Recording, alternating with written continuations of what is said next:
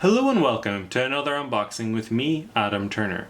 In today's episode we're going to be unboxing the expansion for the popular Terraforming Mars board game entitled Hellas and Elysium by Jacob Frixelis and designed by Isaac Frixelis. This expansion introduces two brand new player boards or game boards, one called Hellas and the other called Elysium, which introduce new ways to play the popular game. These maps have different placements of oceans and different resources that can be acquired when we place tiles on them. For example, the Hellas board gives out heat resources and also doesn't have any spaces for the Noctis City or lava flows tiles, and so those can be placed in any non-ocean area. They also introduce new milestones and awards, but we'll get into those shortly. This should add many more fun options to your games of Terraforming Mars.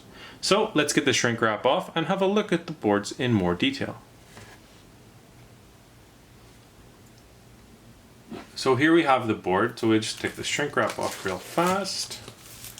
We'll keep the back, the rules seem to be on the back part here, printed on a sheet of paper.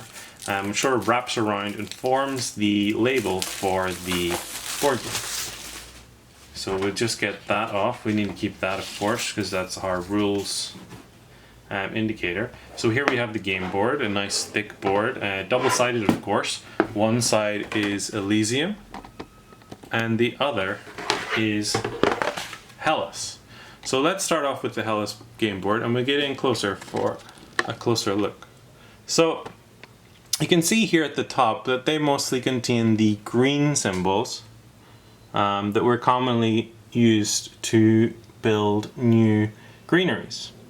We have the standard projects in the usual position over here, but we also have different milestones. So for example, the Rim Settler requires that we have 3 Jovian tags in play. The Energizer requires that we would have 6 energy production at the time we buy it. Polar Explorer means that we have at least 3 tiles in the bottom part of the board, the bottom row of the board. Tactician requires that we have the largest number of activatable cards. And Diversifier means that we have a lot of different tags in play. And then for the awards, then we have Cultivator, where we have the most number of greeneries. Magnet, meaning we have the most green or blue cards in play. Space Baron, where we have the most space tags. Eccentric, meaning I'm not quite sure what eccentric means. And then Contractor, where we have the most building tags in play. The eccentric means we have the most resources on cards. Okay. We can also see here, interestingly, we have heat generation available whenever we settle in these regions. That's unusual, and that's not in the original game board. We still have the same requirements though in the general game, and so that's quite interesting. So let's have a look, flip it over then, and have a look at the Elysium board. So in the Elysium board, we have all of the greeneries in the center, quite similar to the original board. This is because this is around the equator where it's warmest. We also have here, we can see that there's a little bit of overlap with the original board, although we have now Olympus Mons, the largest or tallest, mountain in the solar system. We also have an interesting ocean placement system here at the top. And then we also have different milestones and awards for the Elysium board. So we have Generalist, where we have at least one resource in, or at least one production in each of the 6 main resources. We have Specialist then, which means that we have the at least 10 production in any one resource. We have Ecologist, so we have at least 4 plant tags, or plant, microbe or animal tags. We have Tycoon, where we have the at least 15 different green or blue cards in play, and Legend, where we've played at least 5 event cards.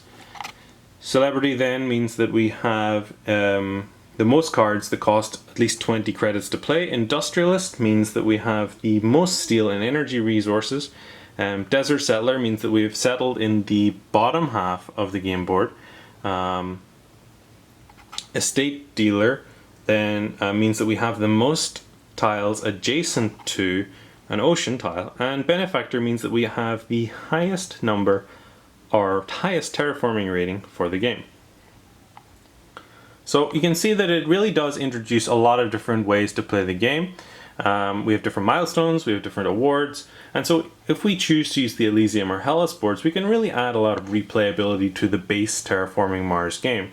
And so I think these are a really nice expansion to the game, which will inevitably lead to more plays of the ever popular Terraforming Mars.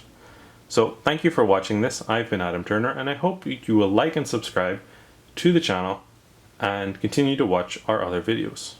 Thank you. Bye bye.